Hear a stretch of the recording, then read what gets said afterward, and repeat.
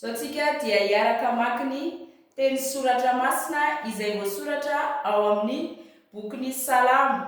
Salamo fahatelo amby roapolo teny andiny voalohany ka hatramin'ny fahaenina. Ary tohizantsika ny vaky teny ao amin'ny Jaona toko fahafolo teny andiny faharaika ambin'ny folo.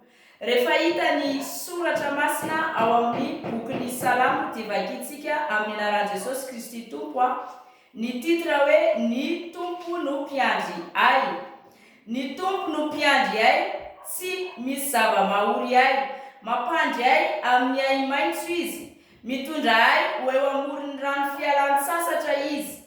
Mamelombelona ny fanahiko izy. Mitarika ahy amin'ny lalan'ny fahamarinana noho ny anarany izy. Eny na dia mandeha mamakivaky ny lohasaha aloko ny fahafatesana aza aho, dia tsy atahotra ny loza satria ianao no miaraka amiko. Ny tsorakazonao sy ny tehinao, ireo no matahotra ahy. Mamelatra latabatra eo anoloako, eo imaso ny fahavalika ianao. Manositra diloilo ny lohako ianao.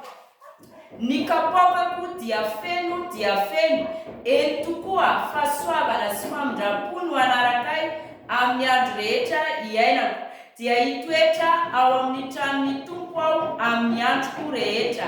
Hotohizantsika ao amin'ny bokin'ny Jaona toko fahafolo teny andiny faharaika ambin'ny folo.